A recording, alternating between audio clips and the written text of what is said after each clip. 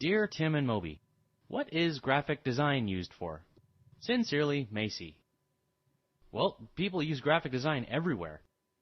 You can see it in books, road signs, magazines, the internet, and tons of other places. Graphic design is essentially a form of visual communication. It uses words, images, and symbols to convey an idea. Graphic designers also strive to make their work appear interesting, eye-catching, and fun, like my poster here.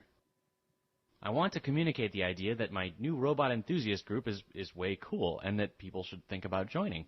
I'm using photography to help convey my message. Here it's pictures of robots.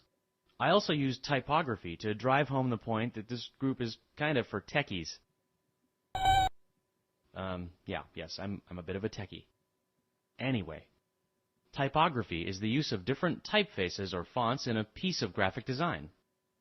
I used a font that looks sort of, computery so that people who like technology will know that this club's for them. Right, it would have had a much different effect if I'd used some sort of a script, let's say. Or a handwriting typeface. Or something else. And there's other stuff, too. The heart is a graphic representation of the idea of love. Everyone who sees it will know what it means, even though I didn't really spell it out. Every element in a work of graphic design conveys the intended message. That includes the color, the size, shape, placement, you name it.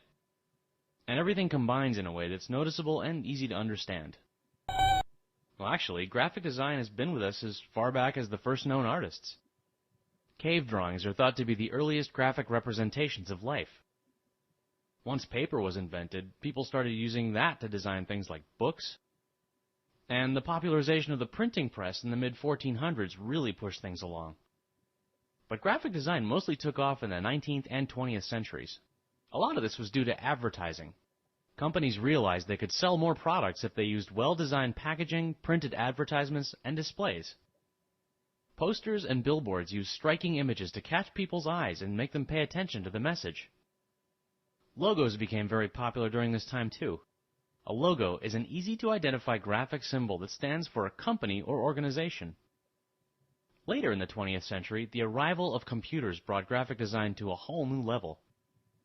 Graphics programs gave designers powerful tools to create anything they could imagine.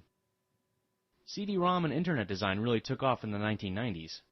Of course, the technology took a while to get where it is today, but it wasn't long before computers and software could produce just about anything that graphic designers could dream up. Yeah, I'm telling you, graphic design is all over the place. You pretty much can't go anywhere without seeing some graphic design at work. You think you have a better idea for my poster? Yeah? Okay, let's see it. Oh, yeah. I guess that could work too.